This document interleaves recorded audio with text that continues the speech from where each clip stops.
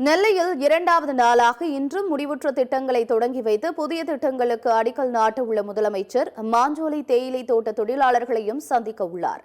நெல்லை மாநகராட்சி பகுதியில் 66.04 கோடி மதிப்பீட்டில் சீர்மிகு நகர திட்டத்தின் கீழ் கட்டி முடிக்கப்பட்ட திட்டப்பணிகளை முதலமைச்சர் ஸ்டாலின் திறந்து வைத்தார். 40.04 கோடி மதிப்பில் கட்டி முடிக்கப்பட்ட பாளையங்கோட்டை தினசரி சந்தை, புதிய வணிக வளாகம், காய்கனி சந்தைகளையும் முதலமைச்சர் திறந்து வைத்தார். நெல்லை டவுன் பாரதியார் பள்ளிக்கு அருகே 14.97 கோடியில் சிறுவர் விளையாட்டு அரங்கத்தையும் 11.03 கோடி மதிப்பில் நயினார்குளம் தெற்கு பகுதி மேம்படுத்துதல் பணி உள்ளிட்டவைகளையும் முதலமைச்சர் தொடங்கி வைத்தார். முன்னதாக வண்ணாரப்பேட்டை திருநெல்வேலி விருந்தினர் மாளிகையிலிருந்து முதலமைச்சர் மு.க.ஸ்டாலின் ரோட் ஷோ நடத்தினார். அப்போது சாலையின் இருபுறங்களில் கூடியிருந்த மக்கள் முதலமைச்சருக்கு உற்சாக வரவேற்பு அளித்தனர். இதைத் தொடர்ந்து புகழ்பெற்ற நெல்லை இருட்டுக்கடை அல்வா கடைக்கு சென்ற முதலமைச்சர் மு.க.ஸ்டாலின் அல்வாவை உண்டு மகிழ்ந்தார். தொடர்ந்து நெல்லையில் இரண்டாவது நாளாக இன்றும் முடிவுற்ற திட்டங்களை தொடங்கி வைக்கும் முதலமைச்சர் புதிய திட்டங்களுக்கு அடிக்கல் நாட்ட உள்ளார். மேலும் மாஞ்சோலை தேயிலை தோட்ட தொழிலாளர்களையும் முதலமைச்சர் நேரில் சந்தித்து உரையாட உள்ளார்.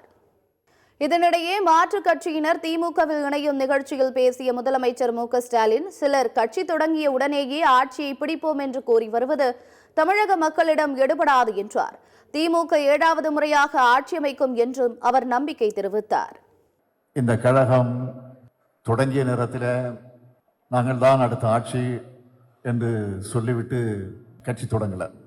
ஆனால் அன்னைக்கு சில பேர் கட்சி தொடங்குற போதே நாங்கள் தான் ஆட்சிக்கு வரப்போகிறோம், அடுத்து நான் தான் முதலமைச்சர் என்று சொல்லிக்கொண்டு தொடங்கக்கூடியவெல்லாம் பார்க்கிறோம். அதெல்லாம் எடுபடாது மக்களிடத்தில். மக்களுக்கு நல்லா தெரியும் யார் மக்களுக்கு பணியாற்றுவார்கள், யார் மக்களுக்கு தொண்டாற்றுவார்கள் என்பது மக்களுக்கு நன்றாக தெரியும். எனவே அதை பற்றி நாம் கவலைப்பட வேண்டிய அவசியம் இல்லை. மீண்டும் ஆட்சிக்கு வரப்போகக்கூடிய நிலையில் 6 முறை ஆட்சிக்கு வந்து 7வது முறையாக 26ஆம் ஆண்டு நடைபெறக்கூடிய தேர்தலில் வெற்றி பெற இருக்கிறோம். ஆக 7வது முறையாக ஆட்சிக்கு வருவதற்கு மக்கள் முடிவு செஞ்சிருக்கிறாங்க. அந்த முடிவுக்கு இன்றைக்கு கட்டுப்பட்டு நம்முடைய தோழர்களும் தொண்டர்களும் பணியாற்றி கொண்டிருக்கிறார்கள்.